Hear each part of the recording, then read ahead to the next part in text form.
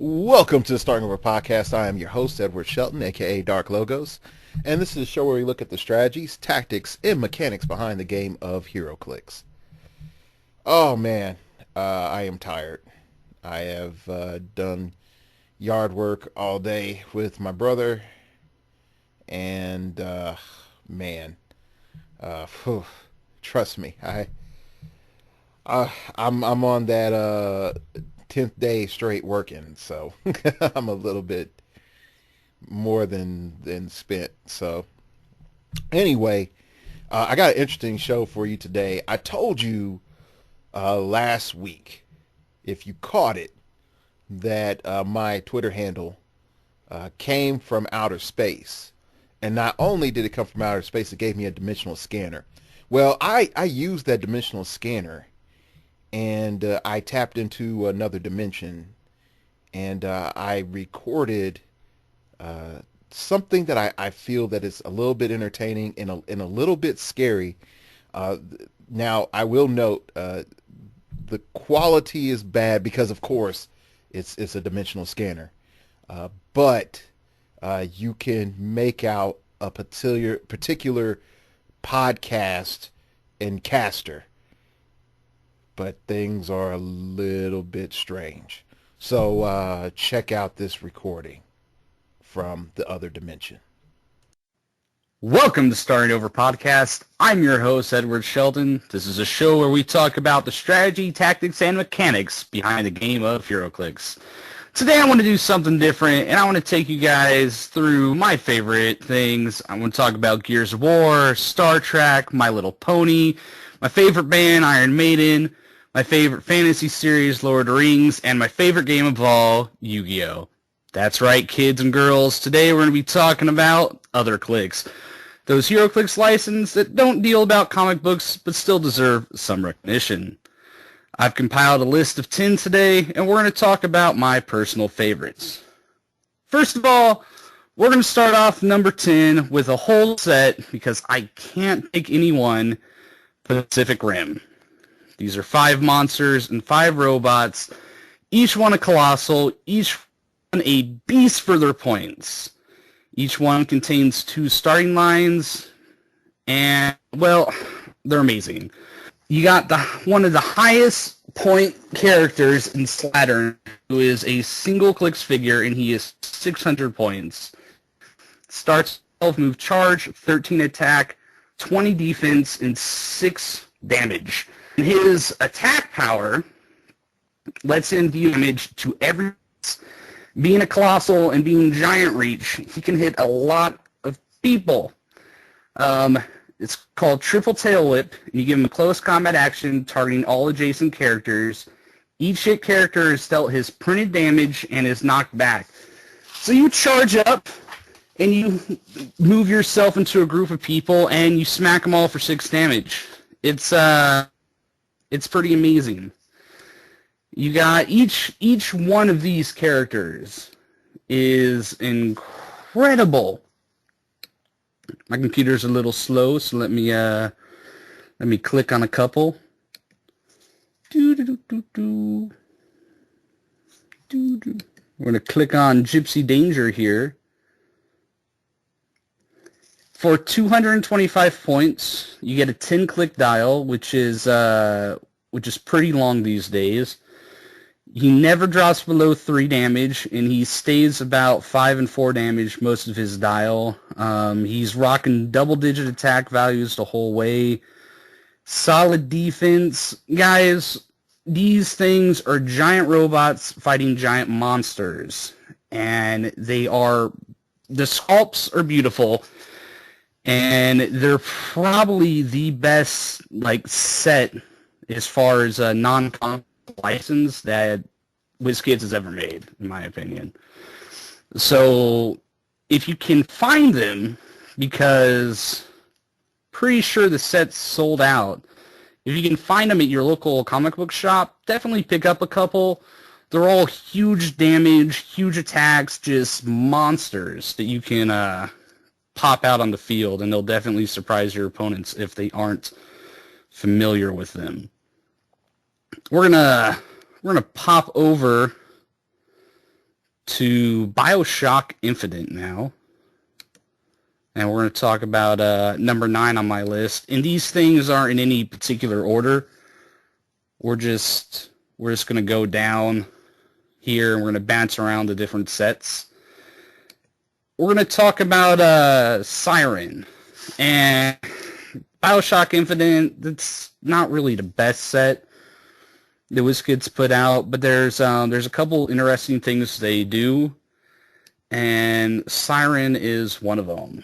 She's primarily a medic. She's 5 clicks deep, no damage anywhere on her dial, 9 movement across the board, phasing on every single click, so she can bounce around the map. But she has a power called Inspiring Song. Siren can use support.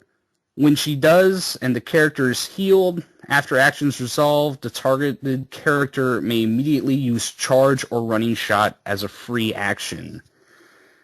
That's pretty good. And she's only 50 points, so, probably not a medic you want in a 300-point game where you can, put a cheaper medic and you can focus on just healing and then have the person running out, and you can use, the other 20 or 30 points for whatever. But like in a larger point game, you can, she has a 10 attack value, so it's pretty good for a medic. Heal a person a couple clicks, and then all of a sudden they can use charge or running shot as a free action, move right back into attack, and follow up with something. She's pretty cool, and I doubt a lot of people know about her because that set pretty much came and went. I was lucky enough to find one on the floor of a local miniature gaming convention, and someone had just dropped her because she was broken, and I'm like, I'll take that. And now, that's pretty much it. She's just has that gimmick. It's a really good gimmick, and I'm taking a drink of water there. And she's something cool that most people probably don't know about. We're going to bounce over to Yu-Gi-Oh! For a second. Now, I know you guys have heard me talking about how Yu-Gi-Oh! Screws up Golden Age. And it does. It's a pretty crazy set. There's talk on the realms this week that the traps and spell mechanic that certain figures have, that those aren't going to be legal in Golden Age. Those are only part of like the Yu-Gi-Oh! Life point play system or whatever. So will remain to be seen, but regardless, I'm going to talk about 2 figures in Yu-Gi-Oh! One presently and then one a little later, that you should definitely keep a lookout for. Catapult Turtle is a turtle with a giant, rail gun on its back, and, even if you don't like Yu-Gi-Oh!, and even though it's my favorite game, above all other games, even if you don't like it, you gotta admit, these are some pretty cool-looking sculpts. And this guy is just a turtle with a railgun, and your opponent will probably be confused when you put that down on the table. He's 120 points, so he's not even taking up half of your team. He has the animal keyword, and then he has Yu-Gi-Oh! Related keywords, but primarily he just has the animal keyword. He has 8 move run shot, 17 impervious, 3 damage enhancement on his opening click, and he generally stays within those stats for his entire dial. But his attack power is he can use TK, but may only use it to place adjacent friendly characters with a lower point value. When it does, after actions are resolved, that character may make a close or ranged combat attack as a free action. Free actions are great, and being able to punch somebody or shoot somebody and then follow up with another attack is always great. This guy he's 120 points, and he can chuck people out there. He has that power for 4 clicks, and on top of that, he's a decent, 3rd string, 2nd string attacker. But going to know, you're going to put this on the field, and nobody is going to know what he's doing until you've tossed out, I don't know, Iron Fist, and then punch somebody in the face, and then have him punch somebody in the face again. Or toss out someone really cheap like Skady's Warbot, and then follow up with a Psychic Blast attack, and just tear people apart. Very cool figure. Next, we're going to talk about, we're going all the way back to one of the first heroclix sets. Gears of War. And we're looking at one figure in particular, somebody called General Ram. Now, I've never played Gears of War, so I'm assuming it's a bad guy, mainly because it's an alien and the other people are humans. And so that might be a bit specious to me, but I don't know. If I see a giant alien run at me with a gun, I'm not going to stop and ask questions. He has 8 range. He's 151 points. And he has 6 movement, which is really slow, but we don't care about that. He has 11 attack. He has 16 damage, or 16 defense and 3 damage. And he starts with Nominable. He has the grenade mechanic, and Gears of War is where that started. Pretty sure that's where that started. But he does something cool. Is when he is given a move action, he can use a grenade action he can use a grenade as a free action after the move action's resolved. Which may not seem like a big deal, but he has a grenade that lets him place a hindering terrain marker in the target square. At the beginning of your next turn, deal 1 additional penetrating to each character occupying the target or adjacent squares, then remove the marker. It's called the Ink Grenade. So you throw it out there at somebody, and it doesn't do anything. It just plops down a square of hindering adjacent to him. And if no one moves, then the person in it and everyone around him takes a click of penetrating damage. So I've had this used against me on the lava map from, Hammer of Thor, I believe is when that came out.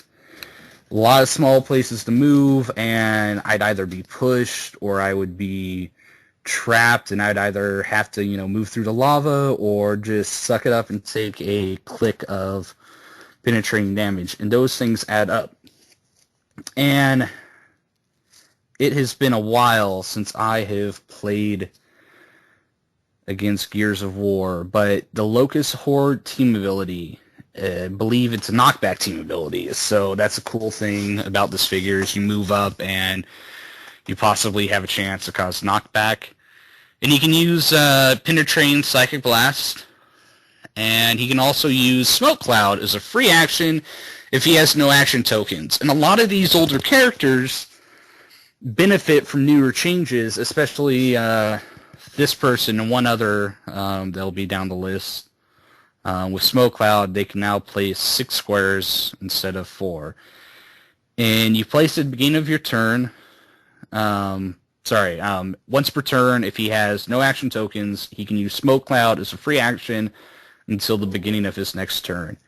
At the end of your turn, roll a d6 for each opposing character occupying a square containing a hindering terrain marker placed by General Ram on a result of a 5 through 6. Deal the opposing character 1 damage. So it's not, penetrating damage, but it's still a chance to poke people. So you have no action tokens, you throw that out there, and then you throw an Ink Grenade, and now all of a sudden you've placed 7 hindering terrain markers out on the field, and you have a chance to deal damage to every single person in there, on top of dealing the penetrating damage if no one moves.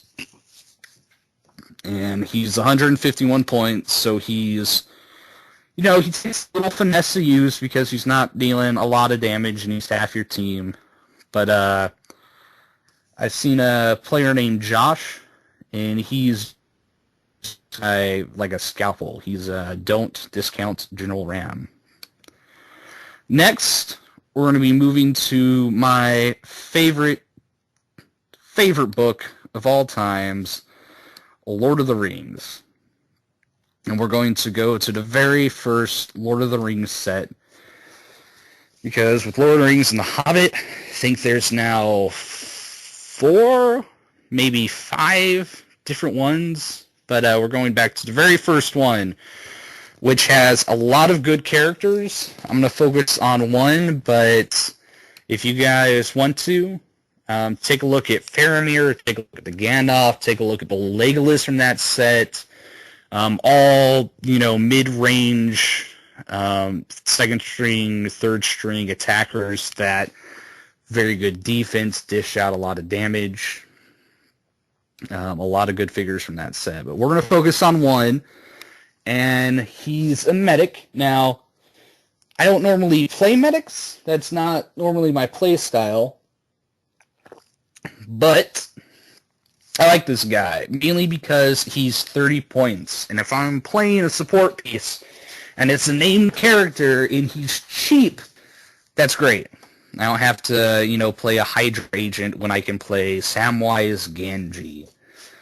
And, he only has support on the top click, and you definitely want to keep him on that top click.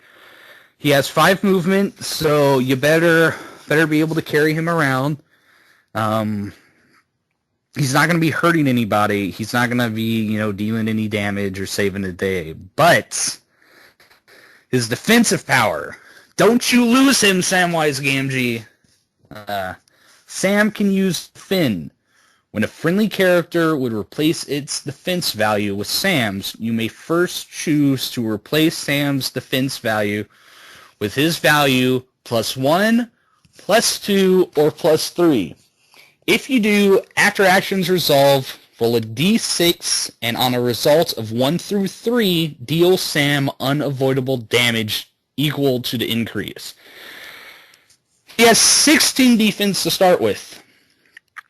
Given +3, now he's defending with 19 for 30 points. And in an era where we can have Ant-Man and Doctor Strange pair up, and with the Phoenix resource, and give everybody 20 defense with energy shield deflection, that may not seem like much, but that's a lot of points. And this guy's 30 points, and he might be able to give everybody 19 defense. Now, it's a gamble, because if you +3 and then you roll 1 through a 3, you're going to hurt him 3 clicks and you knock him off the power, so it wasn't worth it. But for 30 points, for a decent medic, and for a chance to, give everybody 17, 18, or 19 defense, he's a cheap guy, and he's not going to let you down. That's pretty much what Samwise does, is he just sticks by your side, and, not bad. Pretty good mastermind guy, I guess, too, if you're going to just need someone cheap to try and protect your mastermind guy. Especially now with Precision Strike, your strongest defense with mastermind is either going to, be something like Shape Change or just not getting hit. Now, we all like music, so heroclix eventually made good on their promise to make an Iron Maiden set. And it's a pretty cool set. None of the figures are like, oh my god, I gotta get this guy. He can fight, chase Superman from Crisis and beat him every time. These are all cheap. I think the most expensive ones, like 100 and maybe even just 100, but none of them are super powerful. 175 is the most expensive one, and he's okay. We're going to focus on a guy I like. I'm not actually a huge Iron Maiden fan. I mean, I've heard some of their songs, but I'm not going to be able to recite lyrics here or anything. But this is a 75-point guy. He's 10 movement phasing, 10 attack, 16 defense with energy shield deflection, 3 damage prob, and then he goes from prob to range combat expert, back to prob again, and then he ends his style with some hypersonic and psychic blast. So he has a chance to deal some damage. Now, again, this is probably a guy that you're looking at, tossing into a higher point game where he's not going to be such a big chunk. Because at 300 points, doing 75 of your team to this guy, it might not work out. But at 500 or 600 point, you got a really cool support piece that can also deal some damage. His attack power is called Temporal Targeting. Somewhere in time, ignores other characters for line of fire purposes and can make ranged combat attacks against any opposing character he can draw a line of fire to, even when he is adjacent to opposing characters. So he has, pretty much the equivalent of sharpshooter and ignores characters. He ignores, friendlies and opposing. He can also, but means he can jump into the middle of a fight and keep probbing and keep shooting, which a lot of people, they aren't going to expect that. Hey, you've based my, Shazam, you've based my, Marvel character, my Mr. Sinister, with this little guy, and then all of a sudden you're probbing through Mr. Sinister to let Shatterstar, shove his blades into his back. Pretty cool guy. And next, we're going to move to Star Trek. Now, I took a look at the ships, and some of the figures in the other clicks, you look at their dials and you compare them to heroclix styles, and they don't work. Like Street Fighter was a set that I took a look at. I really wanted to say, hey, you should go get Evil Ryu, or hey, you guys should look at, M. Bison. He's a really good figure. But Street Fighter suffers from that it was clearly designed to have Street Fighter characters fight Street Fighter characters, and if you throw them into a game of heroclix, they're really going to suffer. But even more than that, the Star Trek sets, if you look at those ships are clearly just made to fight other ships. You have Star Trek, you have the Enterprise fighting, Romulan cruiser, and that's that. If you try and have Superman fight the Enterprise, they are never going to win. And that's unfortunate, because I like a challenge, and I've had an uphill battle in heroclix matches, but they just aren't that compatible point for point. That being said, they came out with I don't believe it was a starter, I believe it was a Fast Forces. And that's the Star Trek minigame. That's not what we want. Nope, there it is. It was a Fast Forces that came out when the first movie came out, and it basically had the cast in there. And if my computer would be nice to me, I'm gonna pull them up. You have Captain Kirk, you have Spock, you have everybody, but the big names aren't the draw here. The big draw here is Ensign Pavel Chekhov. And all these characters, all the characters in the Fast Forces have 2 dials. So, you're getting the equivalent of 14 characters here, because there's 7. And that's a really good deal, especially when you look at, Captain America Winter Soldier, where one of the figures in the starter there, the 25-point shield agent, only has 3 clicks. Easily could have made, 2 characters there, or even 3 different dials. But Chekhov, his dial that we're going to look at is his first one, Dial A. He has phasing, super senses, and perplex. He goes from perplex to probability control to outwit. All 3 support powers. He's 50 points. Right there, that'd be really cool. But there is more.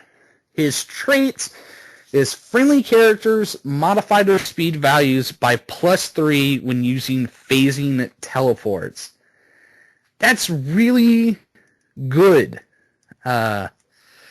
There are different combos you can do. For a while, people were throwing a like Chekhov with Big Bertha, or not Big Bertha, Big Barda, to give her an even bigger swing. But this guy, he's just a cool little support piece, and he can move around the map. He has phasing teleport himself, so instead of moving 8, you can move 11. And he just gives your whole team a bit of a speed boost. And if you don't like that dial, on his other side, you got, it's not as good. You got a guy with phasing, TK, and energy shield deflection. And he gets a power that says, give Ensign Pavel Chekhov a free action if he has no action tokens. Choose a square within 8 squares in line of fire. Characters occupying that square can't use shape change or stealth. So a little bit of a stealth buster, but I think the +3 to phase teleport is something you can build around, something you can definitely combo off of. And having all 3 major support powers is a good little addition too. There's one other character, this isn't, part of the list, but there's one other character I want to mention from this set, because as I was looking through, I saw this guy and I was like, whoa, this guy got a serious upgrade. And that is Sulu. And he's 40 points, and for 40 points, you got 7 movement with stealth, 10 attack, 16 defense with energy shield deflection. So stealth, energy shield deflection, that's always been a bit of, give and take. And then he starts off with 2 damage exploit, which, for 40 points, that's all right. That's all right. But he has a power which lets him use Smoke Cloud as a free action with a range of 8. And right there, free action Smoke Cloud is really good. Anybody who has been using the Blacklight Ring as a relic by itself knows that. Just free action Smoke Cloud without any, shenanigans is good, and everyone's going to love it. But he does more than that. When he does, he can use Smoke Cloud as a free action with a range of 8. When he does, he may only place markers in squares occupied by characters, and they do not need to be adjacent to each other. So you have 6 squares of Smoke Cloud, up from 4, and you can place them in friendly characters, you can place them in opposing characters, within a range of 8. You don't need a line of fire. You don't need you don't need anything. You just place out 6 squares, and this is great for 40 points. I had to debate whether or not to pick this guy over Chekhov, and I essentially wrote Chekhov's name down first, so I just stuck with that. But I would be remiss to not say anything about this guy, because that is a really cool power. And it would be very frustrating to your opponents if they had to keep starting and hindering if they kept having that penalty to attack. So that's also probably going to be a fast forces that's easy to find. The Star Trek sets, well, I don't know. That might just be here where I play. But anyway. If you guys see that laying around, it's a pretty good deal. 7 figures with 2 dials, so 14 figures essentially. That's pretty cool. Now, that's 3 figures left, and these 3 figures they're good. Some of the other figures we've talked about, they might have had shenanigans. Outside of Pacific Rim, which is amazing, 10 of those figures are just giant, amazing. Cannot good that set is. Like, it is an incredible set. But these 3 figures are definitely figures I would say, see if your local comic book shop has them. If not, check out online if you guys can pick up these as singles, because each one is good. And we're going to start off with a figure I like called, I'll probably mispronounce his name here wrong, but Slonavi Dom from the Mage Knight Resurrections. And people who listen to my podcast, people who know me, know that I like Brother Voodoo. And something Brother Voodoo does really well as free action mind control. Pardon me. I'll take a sip of water here.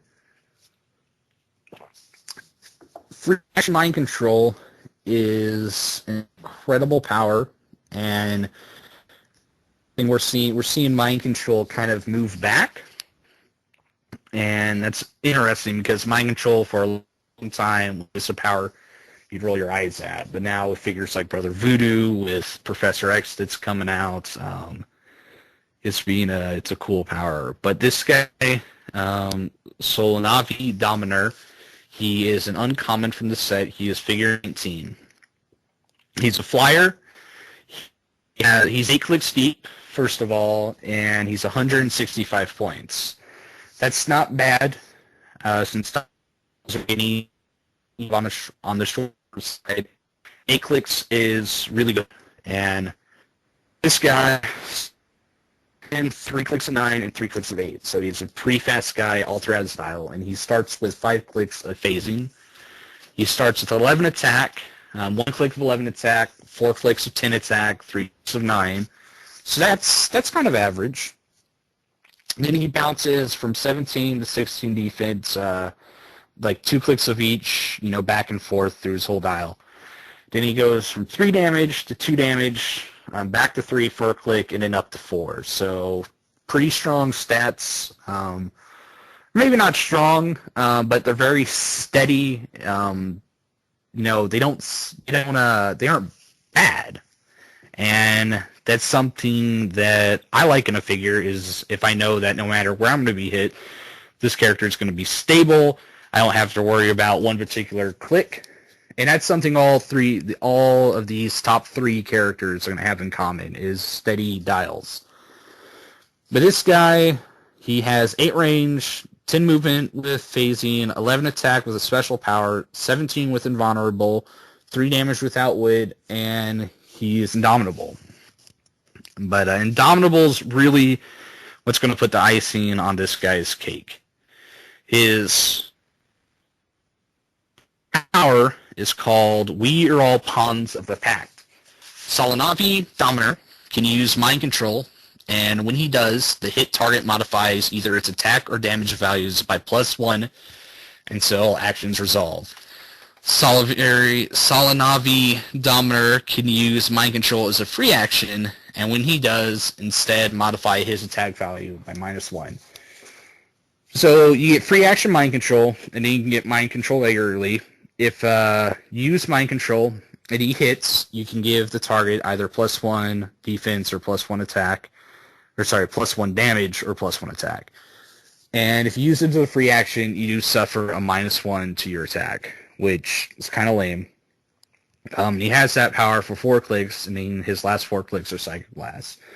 Now, clearly, this isn't as amazing as Brother Voodoo's, super mind control all over the place power. This guy will suffer mind control feedback. But it's true free action mind control, and that's something that Brother Voodoo doesn't have. He has some, very small, but the guy does have some. It's a situational for Brother Voodoo. But this guy, you move up, you hit, you can mind control, or you move up, you mind control, you hit, or you mind control and then do whatever, but you always have a chance in mind control. And his power's a little wordy, so make sure you understand it. And, you're going to be surprised if he doesn't get hit. And playing these Mage Knight pieces, your opponent probably isn't going to be too familiar with them. I was a huge fan of Mage Knight when it came out, and that led me getting into heroclix. So I was really excited to see this new set come out, and I bought a bunch of them, and not a lot of other people did. on where I play. So whenever I bust these guys out, they're always a surprise to people because they aren't completely familiar with styles. So this guy, you move 10, you mind control, have him. Like I played against, it was a small point game, 200 points, and I had this guy with, I think, the 35-point Catwoman from 10th Anniversary, just an extra 35 points. And I ran up against like Out of the Shadows Batman and 125-point Superman from the Justice League starter. Moved all the way up, right next or like almost next to his people, knowing that I'm either gonna pull this off or it's gonna be a terrible match for me. Mind control the Superman to punch Batman with a heavy, and then follow up to tag Superman for 3 damage. It works. It works out really well for me. But take a look at this figure. He's a pretty cool looking figure too. And you take a look at the set too. There's a couple of cool things in here. But this guy, he's a blast to play. He's not going to be a top tier figure, but he's definitely someone with enough shenanigans, enough stability in his dial that he's worth playing. Now to the top 2. The second place figure is from the most recent Lord of the Rings set. I believe the most recent, The Hobbit, The Desolation of Smaug. And he's not in the main set. He's in the starter. And this is a good starter, for the record. Take a look at the figures. They're all pretty solid. A lot of them have different shenanigans. They deal with relics and resources, and everyone's playing those nowadays, so he's definitely a good starter to take a look at. But specifically, we're going to talk about Legolas Greenleaf figure 104. Pretty much every Legolas figure they've made for the Lord of the Rings games are, good. I took a look at all of them. For a while, I was looking at the one from the original set, but then I saw this guy, and I'm like, no one knows about this guy, or you would be seeing him in every single Golden Age game that you had. He's 125 points, which is an excellent point cost, because you can throw a lot of other stuff on your team. He has 7 range, 2 targets. He's a sharpshooter, which, Legolas should be. He has 10 movement, running shot, 11 attack, 17 super senses, and 3 damage. He goes from his special power on his top 2 clicks into some Psychic Blast, and he finishes with Sidestep and Precision Strike, and he goes from super senses to combat reflexes. So none of those are bad powers, and they all work well together. But what makes him good is what makes him a exceptional range piece is he has improved targeting, he ignores hindering terrain, and ignores characters. And some people are going to look at that and be like, well, why does he need to ignore characters if he ignores sharpshooter? And experienced players will be like, well, one ignores one thing and one ignores others. Sharpshooter lets me ignore opposing characters, but my friendly characters are still going to block line of fire. But the improved targeting ignores characters now lets me safely shoot behind people, or whatever I want to shoot from behind. But so that's a cool little combo there. But on his top 2 clicks, he has Energy Explosion and Precision Strike with 2 targets. So that's a really good combo power there. Being able to running shot and tag, 2 different people with Precision Strike would be, that'd be good there. But you have Energy Explosion, so you can target, groups of people, and he may not be doing a lot of damage, but he is going to ruin people's day with energy explosion and precision strike. Hitting everybody for 1 damage and making that stick, or hitting everybody for 2 damage and making that stick. That's pretty cool. He's his own little armor-piercing elf dude, and definitely a figure that's been overlooked, that you throw one of him on the field and people are going to be like, oh, all right, Legolas, he shoots things, he can see me himself, whatever. I'll just dance around that. And then you start throwing out energy explosion, precision strike nonsense, and you're going to ruin their day. All right, we're going to go back to Yu-Gi-Oh! And look at, on paper anyway, I think it's dumb. Like, I am upset that this figure is part of the game. Now, there are several figures in Yu-Gi-Oh! That are worth taking a look at. A lot of them are cheap, support pieces. And I had Siren because I had Sam. I didn't, go in depth about them, but I will mention a couple of them here. Neko Main King, which is it's like a cat face. I don't know. It's, it's a happy looking cat. It's a 55-point figure, but its trait is damage from an attack after actions resolve. Characters on the attacker's force can be actions until the player's turn. He basically immediately ends your opponent's turn, which is pretty cool. And then you got the Forgiving Maiden, which is a healing, defend battery, and she also has regeneration, or adjacent friendly characters can use regeneration, and when they use this, choose a number 1 through 6 as the minimum results for the D6 roll, and after actions resolve, deal the Forgiving Maiden that much unavoidable damage. That's a trait.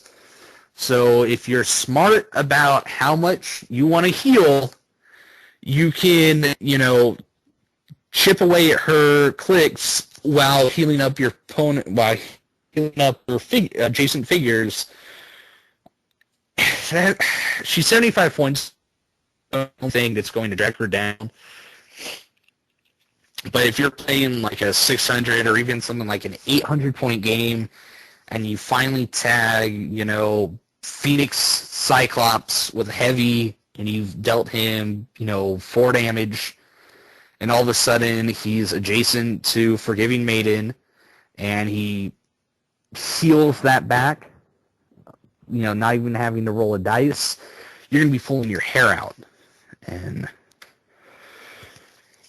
But that's not who I want to talk about. I want to talk about a rare, not even like a super rare or a chase from Yu-Gi-Oh! A rare called Gaia the Fierce Knight. And he's Ghost Rider 2.0. Now, he lacks a couple key things that Ghost Rider had. He doesn't have improved movement. He doesn't have Mystics, and he doesn't have Hellfire Chain. And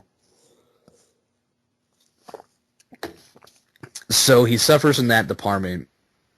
More than makes up for it with one big thing that Ghost Rider does not have. He is a single-based figure, and that's be important. He's 141 points. He has 2 damage. He is a transporter, and he has Indomitable. And he starts off with 12 movement charge, 11 attack quake, 18 defense impervious, and 4 damage exploit weakness. Alright, that's solid right there. For 141 points, that wouldn't be bad, but that's nothing to, worry about. Except he has a trait. And the trait is called Spiral Shava. And when Gaia the Fierce Knight uses the move and attack ability, he can use Flurry instead of making a close combat attack. So, that's good. and adding the fact that he is single base, you can TK him. So toss your cheap TK on your team, or throw the Phoenix resource on your team and give someone TK, and then have someone like Gizmo on your team and say, "Hey, have Precision Strike, and we're gonna toss you out there, and you're going to flurry, and you're gonna murder this piece, and it's gonna be great." He doesn't have Hero for Hire, so he's a little bit more susceptible to being taken out than Ghost Rider was, but still, this guy is brutal, and if you pack, just being able to combo this guy and being able to do tactics about this guy is going to be crazy. Have someone like, and my math may be wrong here, but do Gizmo and then do like Black Lightning on your team, so you have outsiders. And I really want to say Black Lightning starts with TK, but I could be wrong. But anyway, my point is, if you can get around the -2 stats to his move and attack, and with relics, with resources, with outsiders TA, with perplex, that's very doable.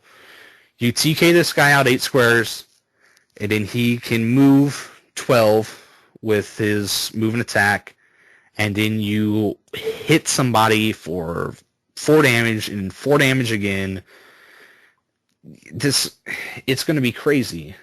He has 11 and 10 attack, his whole dial. He never drops below 10. He never drops below a 17 defense. He never drops below 3 damage. This guy is consistent high damage, high attack, high defense, high movement, his entire dial. And he is 141 points, which gives you plenty of room in a 300-point game to work around. And in a high-point game, he's just going to be a nuisance that if you forget about him for one turn, he's going to wreck base. And if you combo somebody, like if you're in a battle and you combo this guy with, say Siren, who now lets him use charge as a free action, so you charge, hits somebody for 4 damage exploit, and then you can use Flurry on top of that, I mean, the game over. You've won. Back up your clicks and go home. Definitely take a look at this guy. Definitely take a look at the Yu-Gi-Oh set. A lot of people are going to roll their eyes, and maybe you don't play Golden Age. If not, then this has not been the episode for you. But we don't really talk about Golden Age and other clicks on this podcast too much, so I thought it'd be a good change of pace. But Yu-Gi-Oh is definitely going to be an interesting set. There's a lot of shenanigans in there, and I would be surprised if you don't see something from Yu-Gi-Oh make a splash in a Golden Age tournament.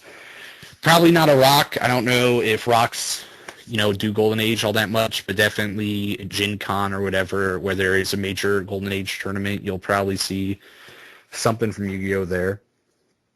But don't ignore the other clicks, guys. They may not be as cool as Spider-Man or Batman, but there is a lot of cool stuff in there.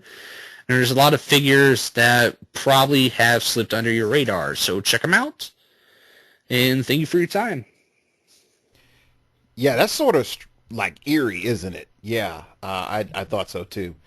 But unfortunately, I don't know if my Twitter handle will go out and allow me to use the dimensional scanner again. It's sort of fried after recording that. I think there's like some rule, like you can't record or be in the same area of somebody that's you in another dimension, something like that. I don't know. But hopefully I will be able to you know, get some cool more things from outer space. You thought I was just joking that it was like, my Twitter handle came from outer space. No, it literally came from outer space. Anyway, speaking of my Twitter handle, it did come from outer space. And it told me that more fun is to be had with heroclix, with also many lamenting of women and gnashing of teeth. So I don't know what that means quite yet. But who knows? Maybe if Go Hastings buy Nika, that might be the gnashing of teeth. You can also email me, startingoverpodcast@gmail.com. That's startingoverpodcast@gmail.com. If you wish to opine, keep it piffy, keep it blah, blah, blah, blah, blah, blah. Yeah, let's try that again. Keep it piffy, keep it interesting, keep it awesome, baby. What do you think of this episode? What do you think of my dimensional scanner? And do you want to interview with the Twitter handle? I don't know. Let me know through email. Last but not least, you can follow me on the blog whenever I choose to post something. Working 2 jobs, that's sort of weird. But if I do put something up, I'll try to blast it on Twitter.